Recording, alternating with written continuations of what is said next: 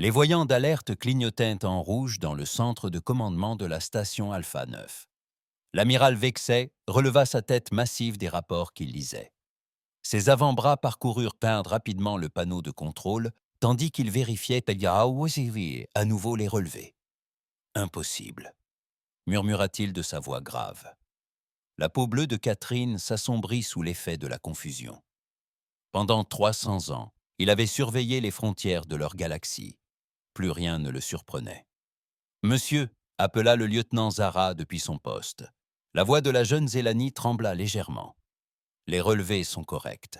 Quelque chose vient d'apparaître à la grille 77 Alpha. » Les yeux rouges de Vexy se plissèrent. Il se redressa de toute sa hauteur, soit 244 mètres, et s'approcha de l'écran principal. L'image montrait un espace vide, mais les capteurs révélaient une toute autre réalité. Des signatures énergétiques anormales pulsaient là où il n'y avait rien quelques instants auparavant.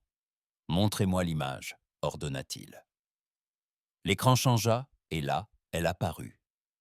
Un vaisseau, différent de tout ce qu'il connaissait dans leur base de données, flottait dans l'obscurité. Long et profilé, il arborait d'étranges marques sur sa coque blanche.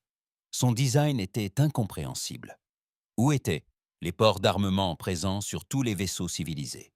Où étaient les quartiers d'esclaves qui caractérisaient les vaisseaux galactiques? « Lancez les protocoles d'identification », ordonna Vexhai. Sa voix portait l'autorité de celui qui avait écrasé une douzaine de rébellions. « Déjà en marche, monsieur » répondit Zara. Ses doigts effleuraient la console. Aucune correspondance dans les bases de données. Le modèle est totalement inconnu. Les autres officiers du centre de commandement interrompirent leur travail pour fixer l'écran. En toutes leurs années de service, aucun n'avait jamais rien vu de pareil. Elle semblait irradier de sa propre lumière, et les relevés énergétiques affichaient des niveaux de puissance insoutenables. « Ouvrez un canal de communication », décida Bexahai. S'il s'agissait d'un nouvel ennemi, il l'anéantirait rapidement. S'il s'agissait d'esclaves potentiels, il les ajouterait aux collections de l'Empire. L'écran vacilla, et soudain, ils virent quelque chose qui fit reculer tous les membres du centre de commandement. La créature ressemblait à un cathéter, en plus chétif. Elle n'avait que 2 bras et d'étranges cheveux bruns sur la tête. Plus choquant encore, il s'agissait d'une femme, et elle était manifestement aux commandes. « Ici le capitaine Elena Vasquez, du vaisseau Prométhéeuse de la Terre unie », déclara la créature dans un langage galactique impeccable. « Nous venons en paix, désireux d'entrer en contact avec les civilisations de cette région. » Vexhai retrouva sa voix après un moment de stupeur. Aucune femme ne commandait de « vaisseau dans l'espace civilisé ».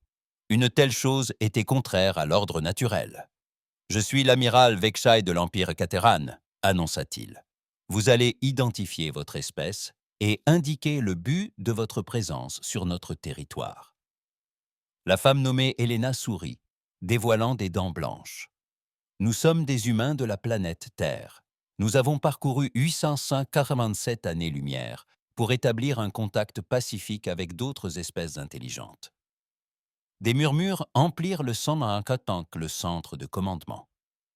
Les coordonnées qu'elle avait mentionnées pointaient vers une zone morte, une région de l'espace que leur relevé avait en jugé inhabitable. Comment une espèce pourrait-elle se développer là-bas? « C'est impossible, affirma Vexy. Nos analyses ne révèlent aucune planète habitable dans cette région. Le sourire d'Helena s'élargit. Peut-être vos analyses nécessitent-elles une mise à jour, amiral. Nous souhaiterions obtenir l'autorisation d'accoster à l'une de vos stations. Nous avons des présents et des données scientifiques à partager. » L'esprit de Bexy s'emballa. Ces humains semblaient primitifs, n'ayant utilisé qu'un seul vaisseau pour le premier contact. Toute espèce digne de ce nom aurait envoyé une flotte de combat pour se faire connaître. Leur ignorance des enjeux politiques galactiques transparaissait clairement dans leur désinvolture. « Très bien, » décida-t-il. « Vous pouvez accoster à la station Nexus 7. Vous devrez remettre toutes vos armes et vous soumettre au traitement standard réservé aux nouvelles espèces. » L'expression du capitaine humain changea légèrement. Traitement en cours. Toutes les nouvelles espèces doivent être évaluées afin de déterminer leur place au sein de l'ordre galactique. Expliqua patiemment Vexi. Certaines sont aptes au travail manuel, d'autres au service militaire, quelques-unes aux tâches techniques. N'ayez crainte, humains. Vous occuperez des postes correspondant à vos compétences. Helena resta silencieuse un long moment. Lorsqu'elle reprit la parole, sa voix était très calme. Je vois. Et si nous refusons ce traitement? Vexei rit d'un rire métallique. Refuser? Qui refuserait de servir l'Empire? C'est le plus grand honneur de la galaxie. Nous accosterons à votre station, dit finalement Helena. Nous avons hâte de vous rencontrer. La communication fut interrompue et le centre de commandement s'anima de discussion. Vexi les fit taire d'un geste. Préparez un accueil diplomatique complet, ordonna-t-il. Et alertez la sécurité.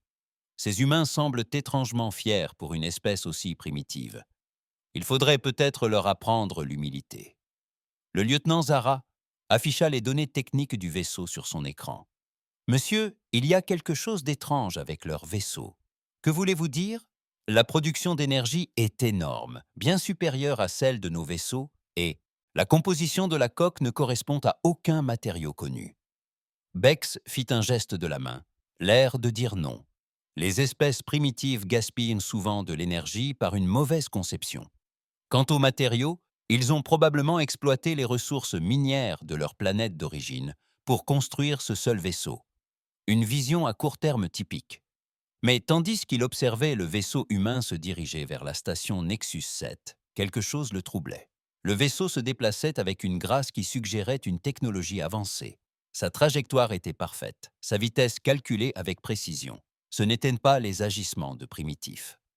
3 heures plus tard, le Prometheus accosta à la station Nexus 7. Vexi s'y était rendu pour superviser personnellement le premier contact avec cette nouvelle espèce. Il se tenait dans le hangar, entouré d'une garde d'honneur composée de soldats caterans et de représentants des autres espèces membres de l'Empire. Le sas s'ouvrit dans un léger sifflement, et les humains en sortirent. Bexi s'attendait à voir les créatures faibles et primitives que leur transmission laissait pas présager. Au lieu de cela, il se trouva face à des êtres qui se mouvaient avec une assurance tranquille. Leur chef, Helena, était plus petite que n'importe quel catérion, mais quelque chose dans son regard le mettait mal à l'aise. Derrière elle arrivaient 5 autres humains. 2 étaient manifestement des soldats, bien qu'ils ne portassent aucune arme visible. Ils scrutaient de la pièce avec une vigilance professionnelle qui rappelait à Vexai ses propres gardes d'élite. Les autres semblaient être des scientifiques ou des diplomates, mais tous affichaient la même assurance inquiétante. « Amiral Vexai, » dit Helena en s'avançant et en s'inclinant légèrement. « Merci de nous accueillir à votre station. »« Bienvenue dans l'Empire cattérien, » répondit Vexi d'un ton formel. « Vous êtes les premiers de votre espèce à atteindre l'espace civilisé. C'est un moment historique. » Helena observa le quai d'amarrage, apercevant les ouvriers Zélani chargés du fret sous l'œil vigilant des gardes catérans. Son expression demeura neutre, mais Vexi remarqua la légère tension qui se fit sentir chez ses soldats. « Nous sommes honorés d'entrer en contact avec vous, » dit-elle. « Nous espérons que ce n'est que le début d'une longue amitié entre nos peuples. » Vexi désigna l'intérieur de la station. « Venez, le conseil vous attend. Il est impatient de déterminer comment votre espèce peut le mieux contribuer à la civilisation galactique. » En parcourant les couloirs de la station, Helena et son équipe observaient tout. Ils constatèrent la hiérarchie bien définie qui régissait la société galactique. Cater commandait, les autres espèces obéissaient. C'était l'ordre naturel qui avait assuré la paix à la galaxie pendant plus de 1000 ans. « Votre station est impressionnante !» commenta Helena en passant devant un groupe d'êtres cristallins qui polissaient les sols sous la surveillance de gardes. « L'ordre engendre l'efficacité, » expliqua fièrement Vexei. « Chaque espèce a trouvé sa place dans notre société. Bientôt, les humains trouveront la leur aussi. » Un des soldats d'Helena, un homme au regard dur et aux mains marquées de cicatrices, s'adressa à son capitaine à voix basse dans leur langue. L'appareil de traduction de Vexi ne capta que des bribes, mais le ton était suffisamment clair. Les humains n'appréciaient guère ce qu'ils voyaient. Qu'ils soient mécontents, pensa Vexi. Ils finiraient bien par accepter leur sort. Toutes les espèces y parvenaient, en effet.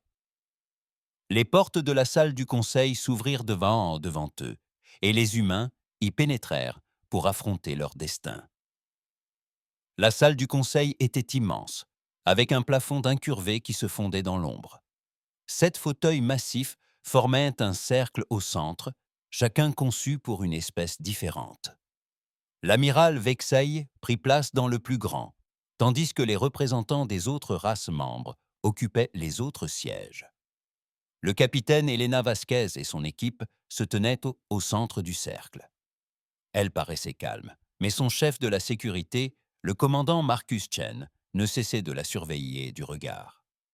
Les autres humains ne manifestèrent aucune peur, ce qui surprit les membres du conseil. La plupart des nouvelles espèces tremblaient lors de leur première évaluation. « Humains de la Terre », commença Vexi d'une voix solennelle. « Vous vous tenez devant le Conseil galactique.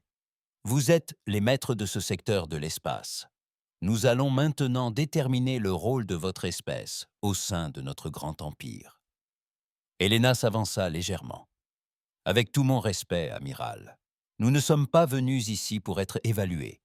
Nous sommes venus établir des relations diplomatiques entre égaux. » Un bruit semblable à du verre brisé s'échappa du représentant cristallin que les interprètes humains prirent pour un rire. Les tentacules des délégués zaphiriens frémirent d'amusement. Même l'habituelle habitante du vide, d'ordinaire si calme, sembla vibrer d'humour. « Égaux !» s'exclama Vexi, incrédule. « Vous arrivez à bord d'un seul vaisseau, venu d'un monde inconnu, et vous osez parler d'égalité. Mon enfant, votre espèce entière serait incapable de construire un seul pont de notre plus petit vaisseau de guerre. » Elena garda son expression polie. « Peut-être pourrions-nous envisager un échange de connaissances scientifiques. Nous avons fait des découvertes intéressantes durant notre voyage. » « La science ?» La voix du Zaphirien résonna dans son appareil respiratoire. « Que peuvent bien savoir des êtres primitifs que nous ne maîtrisons pas depuis des millénaires ?» Avant qu'Elena ne puisse répondre, des alarmes retentirent dans la station. Vexé actionna une commande sur son fauteuil, et un écran holographique apparut, montrant la zone industrielle de la station. « Ah, parfait timing !» dit-il avec satisfaction. « Vous pouvez constater l'efficacité de notre système. » L'écran montrait des gardes Caterans encerclant un groupe d'ouvriers Zélani. Les petits êtres à la peau grise se serrèrent les uns contre les autres, terrorisés, tandis que les gardes lisaient non les chefs d'accusation. « Ces ouvriers n'ont pas atteint leur quota de production pour la 3e fois de ce cycle, » annonça le capitaine des gardes. « La peine est la mort, afin d'inciter les autres à redoubler d'efforts. » Elena se figea. La main du commandant Chen se dirigea légèrement vers l'endroit où une arme aurait dû être accrochée. Les autres humains échangèrent des regards éloquents. « Vous allez les exécuter parce qu'ils ne travaillent pas assez vite ?» demanda Elena à voix basse. « Bien sûr, » répondit Vexai. « Les espèces inférieures doivent être motivées comme il se doit. La peur de la mort garantit une productivité maximale. » Sur les écrans, les gardes levèrent leurs armes à énergie. Les ouvriers Zélani se mirent à pleurer, appelant les noms de leurs proches. « Arrêtez ça !» s'écria Elena, sa voix tranchant la pièce comme une lame. Vexai interrompit l'exécution d'un geste. « Arrêtez! Ce sont des ouvriers, pas des êtres humains. Ils existent pour servir leurs supérieurs. Ce sont des êtres intelligents, avec des familles et une vie, » rétorqua Elena en s'approchant du siège de Vexai. « Vous n'avez pas le droit de les tuer. » Les avant-bras de l'amiral s'écartèrent, exprimant sa stupéfaction. « Un meurtre ? Voilà la justice, l'ordre, le cours naturel des choses. » Il se pencha en avant, les yeux rouges étincelants.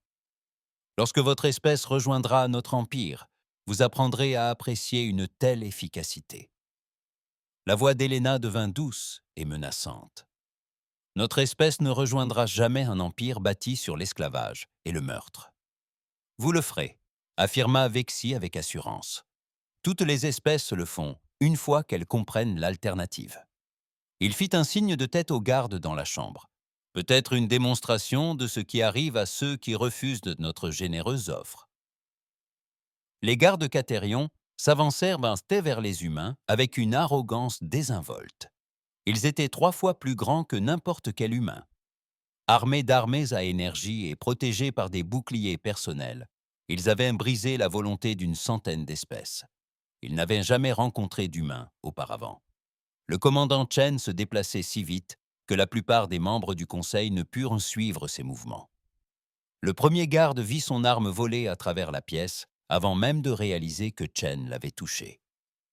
Le second garde parvint à activer son bouclier, mais Chen s'en impara et le réduisit en miettes à main nue.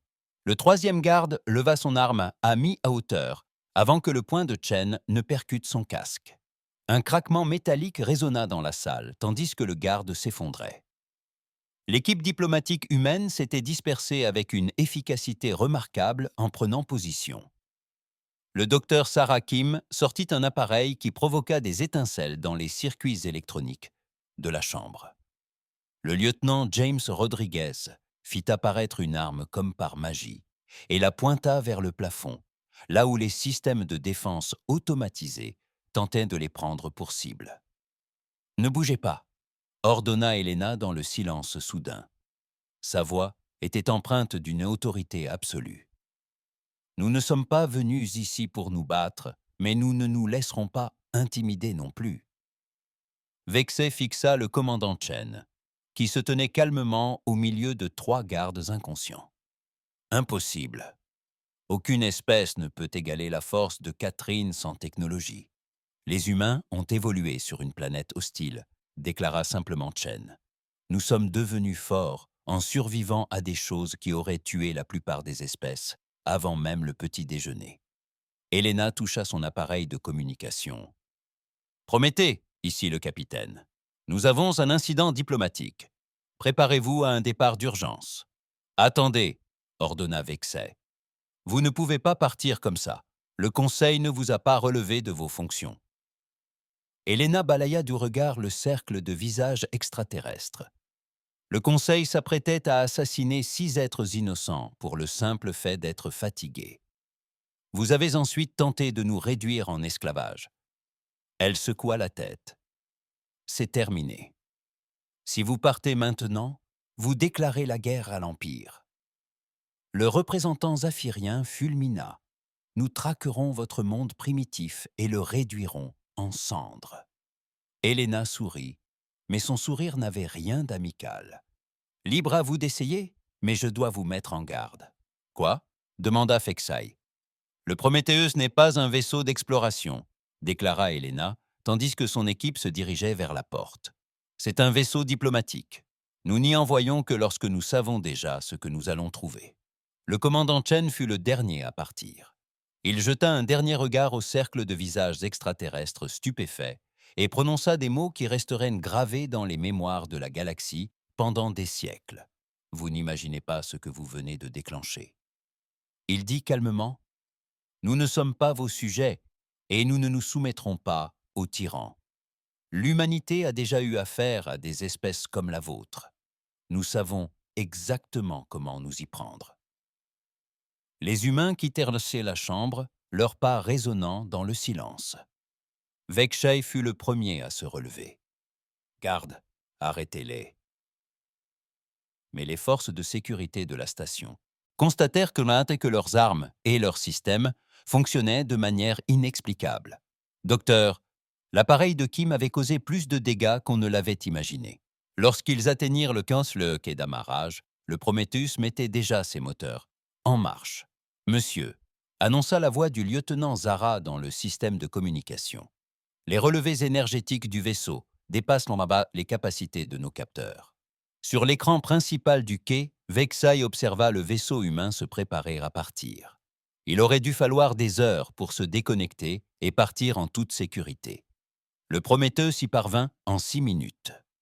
Alors que le vaisseau s'éloignait de la station, Un canal de communication s'ouvrit. Le visage d'Helena apparut une dernière fois à l'écran. « Amiral Vexi, dit-elle d'un ton formel, lorsque vous attaquerez notre monde, souvenez-vous de cet instant. Souvenez-vous que nous vous avons offert notre amitié et que vous avez choisi de nous menacer. » Son image afficha un sourire glacial. L'humanité ne pardonne pas et n'oublie jamais. La transmission s'interrompit et le Prométheus disparut dans l'hyperespace dans un éclair qui aveugla temporairement les capteurs de la station. Dans la salle du conseil, les 7 représentants restèrent figés dans un silence stupéfait. Finalement, l'habitant du vide prit la parole d'une voix chuchotée. « Qu'avons-nous fait ?» Vexi serra les 4 poings de rage. « Nous avons rencontré une espèce qui ignore sa place. Nous allons leur apprendre. » Il activa le système de communication générale. « Préparez la seconde flotte. Nous irons sur cette terre et montrerons à ces humains ce qui arrive à ceux qui défient l'Empire. » Mais tandis qu'il donnait ces ordres, un froid glacial l'envahissait. La facilité avec laquelle les humains avaient neutralisé ses gardes, la désinvolture avec laquelle ils avaient mis hors d'état de nuire les défenses de la station, les relevés énergétiques impossibles de leur vaisseau. Pour la première fois de sa longue carrière militaire, l'amiral Vexai se demanda si l'Empire n'avait pas enfin rencontré un adversaire invincible. Sur l'écran affichant les images de la zone industrielle de la station, les ouvriers Zélani attendaient toujours leur exécution, oubliés dans le chaos du premier contact qui avait mal tourné. L'amiral Vexai se tenait sur la passerelle du Dreadnought Imperial Conquest, observant les étoiles défiler tandis que sa flotte franchissait l'hyperespace. 12 des meilleurs vaisseaux de guerre de l'Empire suivaient son vaisseau amiral, chacun capable de raser des planètes entières. La seconde flotte avait écrasé des rébellions dans 3 secteurs. Ces humains apprendraient vite le respect. « Nous approchons des coordonnées, monsieur », annonça le navigateur Tné. La voix de la jeune Catherine trahissait son excitation. Ce serait sa première conquête, planétaire. « Excellent. Sortez-nous de l'hyperespace et commencez à rechercher la planète d'origine des humains. » Vexi s'installa dans son fauteuil de commandement, planifiant déjà les célébrations de la victoire. « Préparez-vous à diffuser les demandes de reddition. » La flotte sortit de l'hyperespace en formation parfaite. Vexi s'attendait à voir un seul monde primitif, avec peut-être quelques plateformes orbitales. Ce qui apparut sur ses écrans le fit douter de ses yeux. « Monsieur, » murmura Taïn, « le système entier est habité. » Au lieu d'un seul monde, les capteurs révélèrent des dizaines de planètes couvertes de villes. D'immenses habitats spatiaux flottaient entre eux comme des lunes artificielles.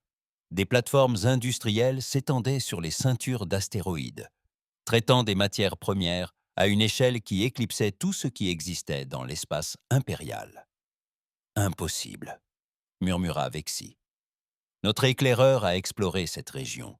Il n'y avait rien. »« Monsieur » crièrent les SIACI des opérateurs de capteurs. « Des signatures énergétiques approchent de plusieurs directions. » L'écran principal afficha la situation tactique, et Vexai sentit son sang se glacer. Des vaisseaux surgissaient de derrière les planètes, des champs d'astéroïdes, de ce qui semblait être le vide spatial. Des centaines. La flotte humaine était immense. « Combien ?» demanda-t-il. La voix de Krix tremblait tandis qu'elle lisait les chiffres. « 237 vaisseaux détectés jusqu'à présent, monsieur. Ils continuent d'apparaître. Chaque vaisseau humain était plus grand que n'importe quel autre de la flotte de Vexi. Leurs mouvements témoignaient d'une technologie de pointe et d'une planification minutieuse. Pire encore, ils ne manifestaient aucune crainte face à leur infériorité numérique. « C'est impossible », répéta Vexi. « Aucune espèce ne commande à elle seule des flottes de cette taille. » Une demande de communication apparut sur son écran. Malgré ses réticences, il l'accepta. L'humaine qui apparut était plus âgée que le capitaine Vasquez, avec des cheveux gris et des étoiles sur son uniforme qui la désignait comme officier supérieur. Elle regarda Vexi droit dans les yeux, d'un regard calme et intelligent. « Je suis la contre-amirale Sarah Mitchell des Forces de défense de la Terre », déclara-t-elle dans un langage galactique impeccable. « Vous avez pénétré dans l'espace humain sans autorisation et avec des intentions manifestement hostiles. Expliquez-nous ce qui se passe ici. Vex retrouva sa voix. Je suis l'amiral Vexai de l'Empire Cattérien. Votre espèce a commis des crimes contre l'ordre galactique. Nous sommes ici pour vous traduire en justice. L'expression de l'amiral Mitchell resta impassible. Quel crime! Agression contre du personnel impérial, menace contre des représentants du Conseil, refus d'accepter votre place. Légitime au sein de la civilisation galactique, Vexi se pencha en avant. Rendez-vous maintenant et votre mort sera rapide. L'amiral humain resta silencieux un instant. Puis, elle prit la parole d'une voix très douce. Amiral, connaissez-vous quelque chose à l'histoire de l'humanité? Pourquoi étudierais-je l'histoire des peuples primitifs? Parce que Mitchell a dit « Nous sommes une espèce qui a survécu aux glaciations qui ont anéanti la majeure partie de la vie sur notre planète. Nous avons survécu aux épidémies qui ont décimé la moitié de notre population. Nous avons survécu à des guerres mondiales menées avec des armes capables d'anéantir notre civilisation entière. » Vex-High fit un geste de la main, dédaigneux. De l'histoire ancienne, vous faites désormais face à l'Empire. Nous avons transformé nos armes les plus meurtrières en outils d'exploration, poursuivit Mitchell comme s'il n'avait rien dit. Nous avons utilisé la même technologie que celle employée pour construire des bombes capables de détruire des planètes afin d'atteindre les étoiles. Nous nous préparons à ce moment depuis 3 siècles. Vous vous préparez à quel moment? Le sourire de Mitchell était glacial. Au moment où nous rencontrerons un empire galactique bâti sur l'esclavage et le meurtre. Vous voulez la guerre, amiral? Vous venez d'en déclarer une à une espèce qui se prépare à combattre les tyrans depuis bien avant l'existence de votre empire. La communication fut interrompue et les alarmes retentirent aussitôt sur la passerelle du Vexai. « Monsieur, la flotte humaine se met en formation d'attaque, » rapporta Krix. « Ils nous encerclent. Impossible. Nous avons 12 cuirassés. Aucune force dans la galaxie ne peut menacer la seconde flotte. » Mais Vex, au moment même où il parlait, pouvait voir les vaisseaux humains se déplacer avec une vitesse et une coordination incroyables. « Tous les vaisseaux, préparez-vous au combat, » ordonna-t-il. « Ciblez leurs plus gros vaisseaux. Montrez à ces primitifs la puissance de l'Empire. » Les canons massifs du Conquest pivotèrent vers le vaisseau humain le plus proche. Un appareil élégant qui ne ressemblait en rien à une construction militaire conventionnelle. Les relevés d'énergie s'emballèrent, tandis que les armes principales du cuirassé se chargeaient. « Feu !» annonça l'officier d'armement d'Els. Les armes les plus puissantes de l'Empire frappèrent le vaisseau humain avec une force telle qu'elle aurait pu fissurer une lune. Les rayons d'énergie atteignirent la cible en plein centre, produisant un spectacle lumineux, visible à plusieurs systèmes stellaires de distance. Lorsque la lumière s'estompa, le vaisseau humain était intact. Quoi? Vexi contempla ses écrans. C'est impossible. Rien ne peut résister aux tirs directs des canons des dreadnoughts impériaux. « Monsieur, » dit Crick d'une voix empreinte de terreur. Les quais humains ripostant. Ce qui suivit serait étudié dans les milieux militaires pendant des générations, à supposer qu'une académie impériale ait survécu à ce qui allait se produire. Les armes humaines n'avaient rien d'impressionnant. Pas de puissants rayons d'énergie, pas de projectiles apparents, seulement de petits objets rapides qui semblaient surgir de nulle part et se mouvoir d'une manière qui leur était propre. Le premier missile frappa le vaisseau impérial Guardian, au milieu des autres vaisseaux. L'explosion fut si violente que tous les écrans de tous les vaisseaux s'assombrirent automatiquement pour protéger les yeux de leurs équipages. Lorsque la lumière se dissipa, le Guardian avait disparu. Ni endommagé, ni hors d'usage, complètement vaporisé. Bouclier activé. Manœuvre d'évitement, hurla Vex-High. Mais les armes humaines poursuivaient à leur cible quelle que soit leur manœuvre. Les missiles semblaient agir d'eux-mêmes, anticipant les mouvements et corrigeant leur trajectoire plus rapidement que n'importe quel ordinateur ne pourrait le calculer. Le vaisseau impérial Thunder a tenu 18 secondes. Le Retribution tint 23 secondes avant qu'une torpille humaine ne trouve une faille dans son blindage et ne réduise le puissant cuirassé en un amas de gaz et de métal. « Monsieur, nous perdons des vaisseaux à une vitesse folle !» La voix du navigateur Tenay se brisa sous l'effet de la panique. Vexi assista, impuissant, à la destruction de sa fière flotte. Les humains n'utilisaient même pas toute leur puissance.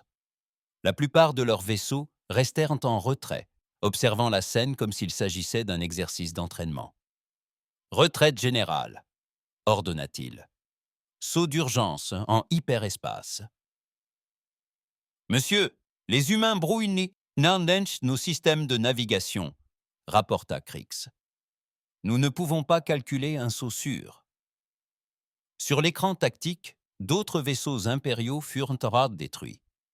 Les humains attaquèrent avec des armes qui ignoraient un télébouclier, des armures qui s'auto-réparaient plus vite qu'elles ne pouvaient être endommagées, et une coordination tactique qui faisait passer les meilleurs stratèges militaires de l'Empire pour des enfants jouant avec des jouets. La voix de l'amiral Mitchell résonna de nouveau dans le système de communication. « C'est votre dernière chance, amiral. Rendez-vous maintenant et nous autoriserons vos équipages survivants à retourner dans l'espace impérial avec un message. » Vexey jeta un coup d'œil à son écran. De ces 12 puissants cuirassés, il n'en restait que 4. Les humains avaient anéanti la seconde flotte en moins de 30 minutes. « Quel message ?» demanda-t-il d'une voix faible. « Dites à votre conseil que la Terre est sous la protection de la coalition humaine. Dites-leur que toute attaque contre les mondes ou les citoyens de la coalition se verra répondre comme il se doit. Et dites-leur. » Mitchell marqua une pause. « Dites-leur que nous connaissons l'emplacement de tout leur monde et que nous arrivons pour libérer tous les esclaves de leur empire. » La transmission s'interrompit. Un instant plus tard, le champ de brouillage entourant les vaisseaux restants de Vexai disparut. « Navigateur, » dit Vexai d'une voix rauque. « Calculez les coordonnées de saut pour rentrer. Vitesse d'urgence. »« Bien reçu, » répondit Tain. « Que dois-je dire au Conseil concernant l'état d'avancement de notre mission ?» Vexi fixait l'écran tactique où les vaisseaux humains poursuivaient leur patrouille du système, comme si de rien n'était, comme si la destruction de la seconde flotte impériale n'était qu'une simple opération de maintenance. « Dites-leur, dit-il lentement, que nous avons réveillé quelque chose de terrible. Dites-leur que ces humains ne sont pas des primitifs venus d'un monde mort. Ils forment une force qui planifie cette guerre depuis des siècles.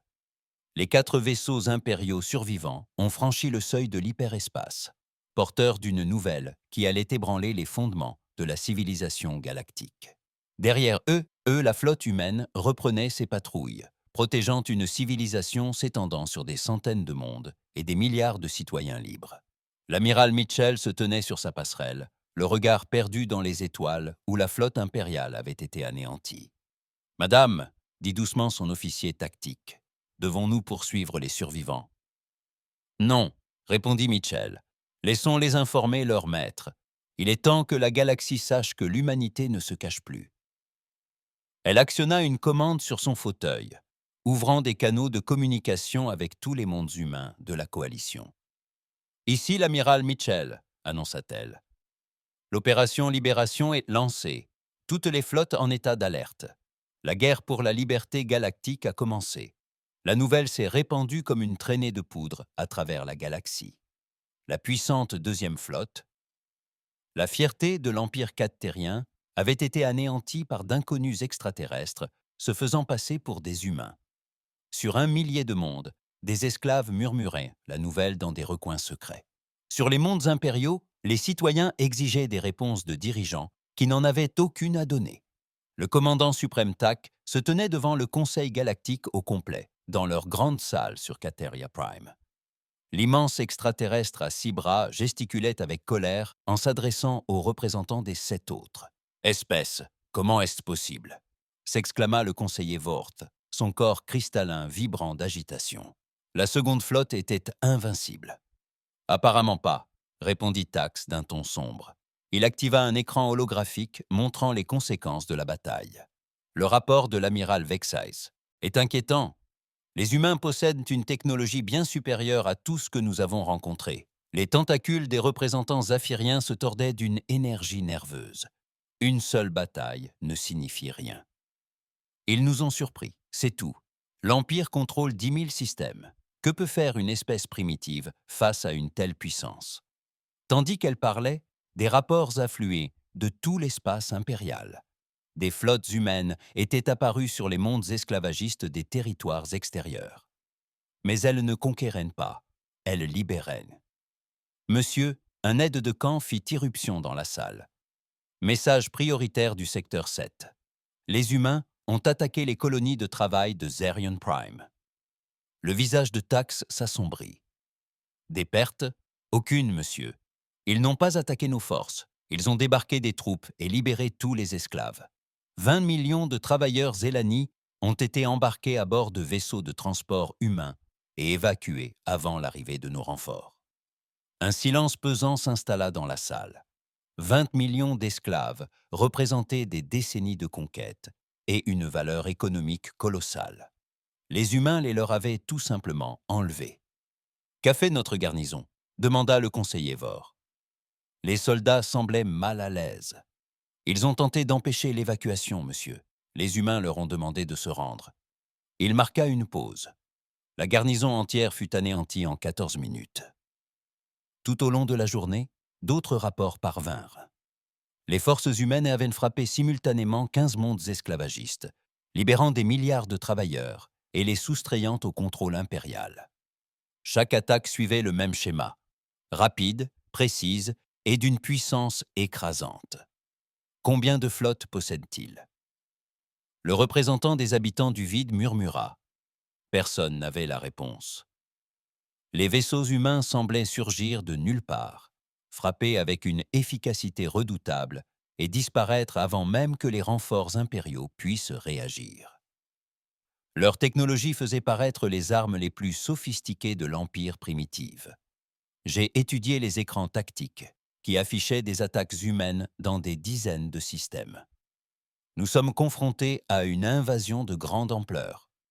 Toutes les espèces membres contribueront à notre riposte. « Quelle riposte ?»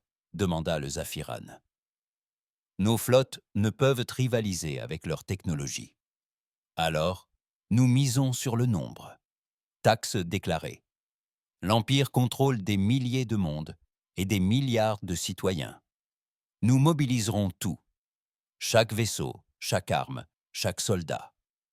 Les humains ont beau être avancés, il ne reste qu'une seule espèce. » Des ordres furent donnés à travers la galaxie. La grande flotte commença à se rassembler sur Catheria Prime. 10 000 vaisseaux de guerre représentaient l'ANSA, puissance militaire combinée de l'Empire. Les vaisseaux biologiques de Zehiria, des réceptacles vivants capables de s'auto-réparer au combat, furent réquisitionnés. Les cuirassés cristallins les rejoignirent. Des vaisseaux cultivés plutôt que construits, plus résistants que n'importe quel matériau connu. Même les mystérieux habitants du vide contribuèrent avec leur flotte d'ombre. Des vaisseaux capables de se déplacer dans l'espace normal et inversement. Pendant ce temps, les espèces réduites en esclavage furent enrôlées de force dans l'armée. Les techniciens zélani furent enchaînés à leur poste. Les mires aquatiques furent enfermés dans des combinaisons de combat et sommés de se battre ou de voir leurs familles périr. Chaque race conquise a fourni des soldats à la machine de guerre impériale. Il s'agit de la plus grande force militaire jamais rassemblée, annonça Tax au Conseil alors que la flotte atteignait sa pleine puissance. Aucune puissance de la galaxie ne peut nous résister. Mais au moment même où il parlait, des rapports de renseignement apportèrent des nouvelles inquiétantes. Les humains n'étaient pas restés inactifs durant la mobilisation de l'Empire. Le capitaine Elena Vasquez, désormais promu amiral, se tenait sur la passerelle de l'US Liberation, observant les capteurs à longue portée suivre la flotte impériale qui approchait. Autour d'elle, l'état-major humain travaillait avec une efficacité tranquille. Estimation de la taille, demanda-t-elle à son officier tactique. Un peu plus de 10 000 vaisseaux, madame. Toutes les principales classes impériales sont représentées, ainsi que des conscrits de force issus des espèces soumises. Helena acquiesça. Et notre état de préparation. Toutes les flottes de la coalition sont prêtes à intervenir. Le Front de libération a confirmé le calendrier de sa rébellion. Des cellules de résistance sont en alerte dans tout l'espace impérial. Helena sourit d'un air sombre. L'Empire pensait n'avoir affaire qu'à l'humanité. Mais il avait négligé un élément crucial. Chaque monde libéré par les humains s'était vu offrir un choix. Rejoindre la coalition en tant que citoyen libre ou rester indépendant sous la protection humaine. La plupart avaient choisi la liberté. Les anciens esclaves de l'Empire étaient devenus les alliés de l'humanité, apportant leurs connaissances et leurs ressources à l'effort de guerre. L'expertise technique de Zélanie avait perfectionné les armes humaines. De simples tactiques navales avaient affiné la stratégie humaine. Les réfugiés cristallins avaient partagé des secrets de science des matériaux, rendant l'armure humaine quasi indestructible. Madame, annonça son officier de communication, message prioritaire du commandement terrestre. Le visage de l'amiral Chen apparut sur l'écran principal. Le vétéran marqué par les cicatrices qui avaient humilié les gardes. Impériaux, lors du premier contact, commandait désormais la plus grande flotte de combat de l'humanité. « Helena, le Conseil a pris sa décision », annonça-t-il. « L'opération Libération est approuvée pour une mise en œuvre intégrale. Toutes les cibles, chaque forteresse impériale, chaque monde esclavagiste, chaque installation militaire. On ne fera plus de quartier. » Le visage de Chen était d'une dureté implacable. L'Empire veut combattre de toutes ses forces. Montrons-leur de quoi nous sommes capables. Helena acquiesça. Compris. Toutes les flottes entament la phase 2 des opérations à travers la galaxie. L'ampleur véritable des préparatifs humains se révéla. Ils ne s'étaient pas cachés dans un seul système. Ils avaient bâti une vaste nation interstellaire dans l'espace obscur entre les territoires impériaux. 400 systèmes répondirent à l'appel aux armes de l'humanité, chacun fournissant vaisseaux et soldats à la cause de la coalition. Les humains avaient passé 3 siècles à se préparer à cette guerre. Ils avaient étudié chaque faiblesse impériale, infiltré chaque installation majeure et tissé des liens avec les mouvements de résistance sur un millier de mondes. Lorsque l'Empire mobilisa sa puissante flotte, il laissa son territoire quasiment sans défense. Les forces de frappe humaines frappèrent l'empoter les mondes impériaux avec une précision chirurgicale. Elles ne détruisirent pas les villes et ne tuèrent pas les civils. Elles ciblèrent les bases militaires, les centres gouvernementaux et tout ce qui était lié à la traite des esclaves. Sur plusieurs mondes, les populations locales se soulevèrent pour soutenir leurs libérateurs. Le commandant suprême Tax reçut les rapports avec une horreur grandissante. Sa grande flotte était encore à 3 jours de l'espace humain, mais l'Empire s'effondrait déjà derrière lui. « Monsieur », rapporta son aide de camp d'une voix tremblante, « nous avons perdu le contact avec 57 mondes impériaux ces 6 dernières heures. »« Contact perdu ?»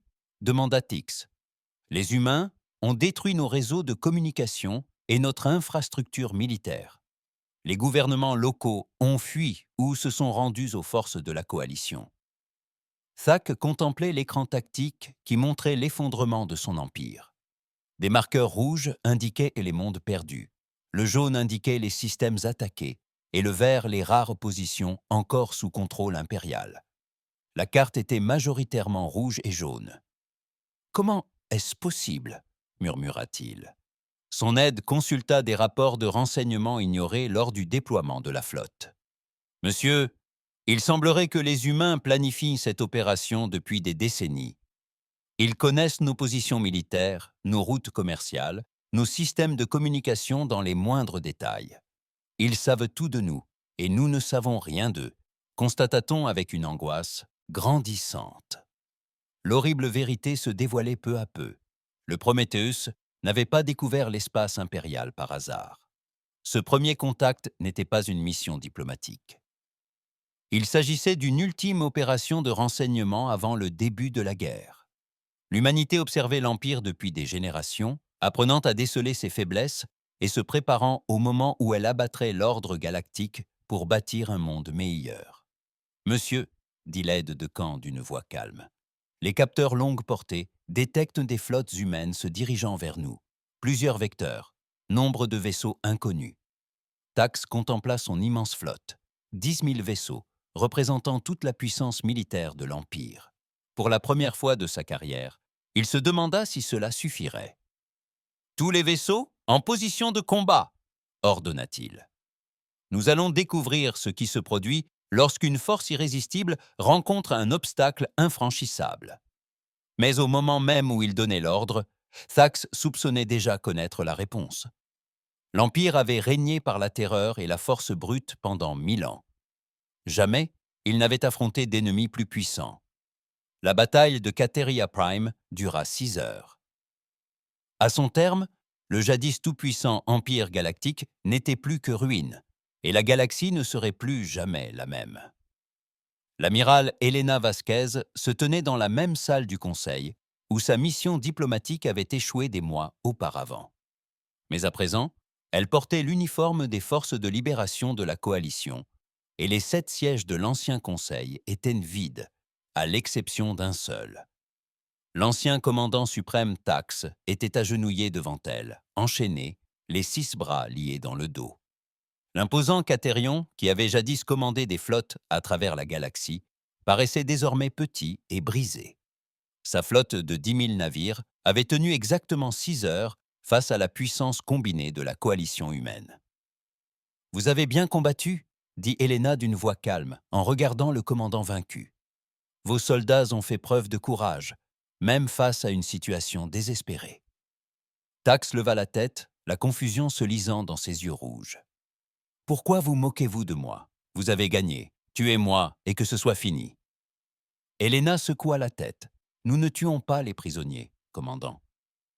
C'est ce qui vous différencie de nous. » Elle désigna son assistante, qui s'avança avec une tablette. « Vous êtes accusé de crimes contre des êtres sensibles, mais vous aurez droit à un procès équitable avec un avocat. »« Je ne comprends pas, » murmura Tax. « Nous sommes vos ennemis.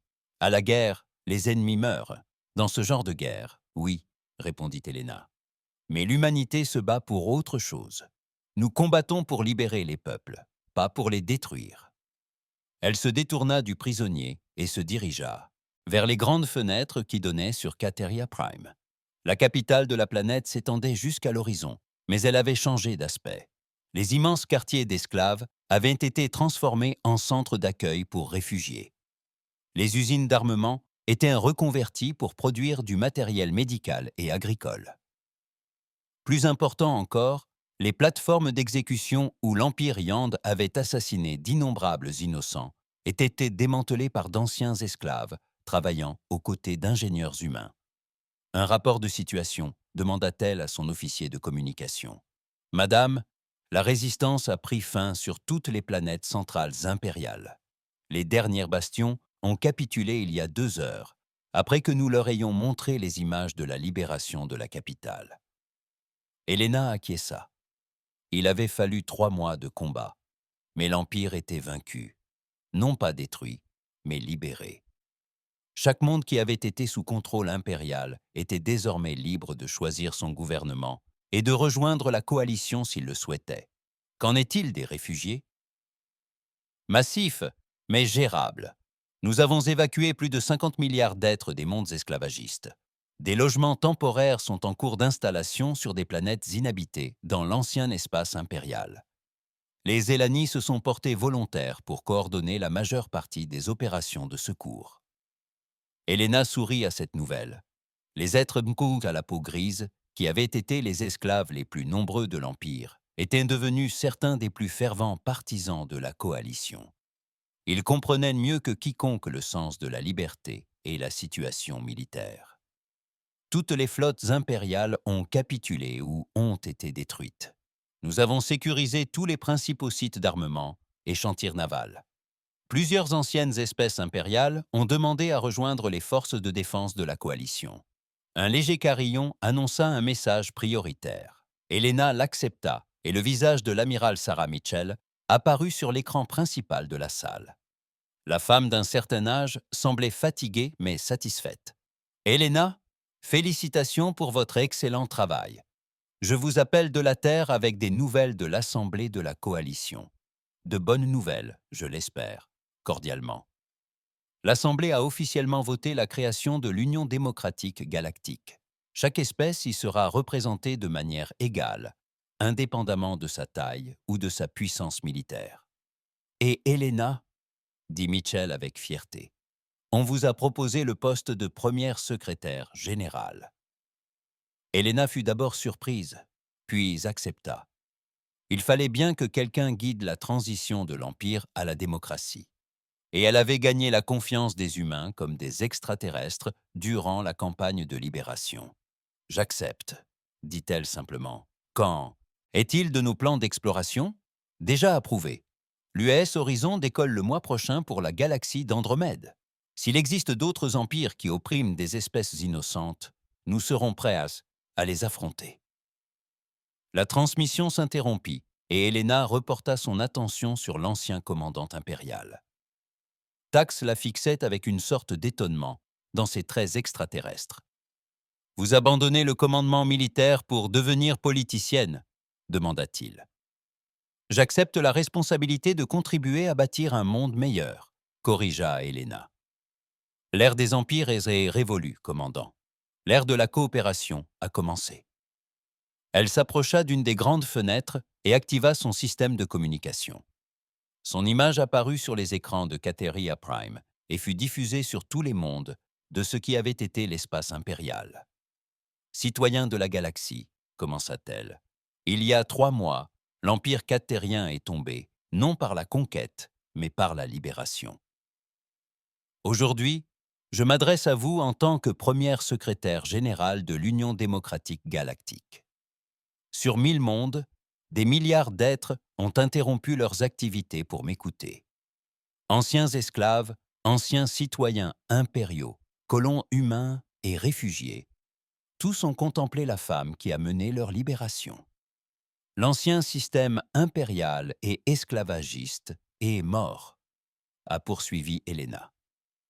À la place, nous proposons quelque chose de nouveau.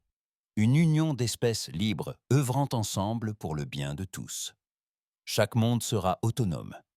Chaque être aura des droits inaliénables et chaque espèce aura voix au chapitre dans notre avenir commun. Elle marqua une pause, contemplant la ville où d'anciens esclaves travaillaient aux côtés d'anciens maîtres pour bâtir un monde meilleur. Ce ne sera pas facile. La démocratie est plus exigeante que l'Empire. La liberté implique plus de responsabilités que l'esclavage. Mais l'humanité a tiré des leçons de sa longue histoire. Le chemin le plus difficile est souvent le plus enrichissant. La diffusion s'est poursuivie pendant 30 minutes, durant lesquelles Helena a présenté la nouvelle structure gouvernementale. L'Assemblée se réunirait en terrain neutre avec des représentants de chaque espèce membre. Les lois seraient adoptées assis à la majorité, tout en garantissant les droits des minorités. Une force de défense de coalition protégerait les mondes membres des menaces extérieures, mais l'armée ne serait plus jamais utilisée pour opprimer les civils. Le discours terminé, Helena se retrouva seule avec Tax. L'ancien commandant l'observait avec un intérêt nouveau. « Pourquoi » demanda-t-il simplement. « Pourquoi ? Quoi ? Pourquoi tout cela ? Votre espèce aurait pu nous conquérir et prendre notre place de souverain galactique. Pourquoi donner le pouvoir à d'autres ?» Helena réfléchit sérieusement à la question. Parce que, dit-elle enfin, l'humanité a appris depuis longtemps que la véritable force réside dans la coopération, et non dans la domination. Un empire bâti sur la peur et l'esclavage est en réalité très faible. Elle peut être renversée par quiconque est plus fort ou plus déterminé. Elle désigna la fenêtre où les enfants de Zélanie et de Cateran jouaient ensemble sur ce qui avait été autrefois un terrain de parade militaire. Mais une union fondée sur le respect mutuel et le partage des avantages, voilà quelque chose qui mérite d'être défendu, qui dure. Tax resta silencieux un long moment. « Qu'adviendra-t-il de mon peuple ? La même chose qu'à tous les autres, répondit Helena. Ils seront libres de choisir leur gouvernement, de rejoindre l'Union s'ils le souhaitent, et de reconstruire leur société sans le fardeau d'un empire. Et si nous choisissons de ne pas nous joindre à l'Union, vous resterez indépendants et bénéficierez des mêmes protections et droits commerciaux que tout autre monde neutre. La coalition n'impose l'adhésion à personne. Taxe quoi sa grosse tête, stupéfait. En toutes mes années de service militaire, je n'ai jamais rencontré d'ennemis comme l'humanité. Nous n'étions pas vos ennemis, corrigea doucement Helena. Nous étions les ennemis de ce que représentait votre empire. Il y a une différence. 6 mois plus tard, Helena se tenait sur le pont d'observation de l'UES Horizon, qui s'apprêtait à quitter le système solaire. Cet immense vaisseau d'exploration était 10 fois plus grand que le Prometheus et doté des technologies les plus avancées que la coalition pouvait fournir. Sa mission? Partir à la recherche de nouvelles civilisations au-delà de la galaxie et leur offrir le même choix que l'Empire leur avait jadis refusé, la liberté ou la tyrannie. Derrière eux, la Voie lactée se transformait rapidement. L'Union démocratique galactique comptait désormais 47 espèces, et de nouvelles demandes d'adhésion apparaissaient chaque mois. Le commerce circulait librement entre des mondes autrefois ennemis. Le partage des connaissances scientifiques était ouvert, ce qui permit des avancées majeures dont tous bénéficiaient. Les anciennes espèces impériales s'étaient adaptées à la liberté avec plus ou moins de succès. Les Cattériens avaient du mal à accepter les concepts d'égalité et de démocratie, mais leur jeune génération embrassait les changements. Les Zéphiriens étaient devenus de fervents partisans de l'Union, contribuant à la recherche médicale grâce à leur technologie biologique. Même les mystérieux habitants du vide étaient sortis de leur isolement pour partager leurs perspectives uniques sur l'espace et le temps. Madame annonça son aide. L'équipage est prêt au départ. Helena acquiesça. Emmenez-nous, capitaine. Voyons ce qui nous attend dans l'obscurité entre les galaxies. Somido. Et tandis que l'horizon basculait dans l'hyperespace, Helena repensa au voyage qui les avait menés jusque-là. Tout avait commencé par la décision de l'humanité de rester cachée pour étudier la galaxie environnante. Cela s'était poursuivi par une préparation minutieuse en vue du jour où elle devrait se battre pour la liberté. Mais cela s'était terminé par un événement inattendu. Non pas la victoire, mais la transformation. La galaxie n'était plus un lieu où les forts opprimaient les faibles. Elle était devenue une communauté où toutes les espèces pouvaient œuvrer ensemble pour un avenir meilleur. Et s'il existait d'autres empires, d'autres tyrannies opprimant des êtres innocents, ils découvriraient bientôt ce que l'humanité et ses alliés possédaient. Preuve en est dans la Voie lactée. La liberté n'était pas qu'un idéal à défendre, car c'était une force assez puissante pour remodeler l'univers lui-même. L'ère des empires était révolue. L'ère de la libération avait commencé.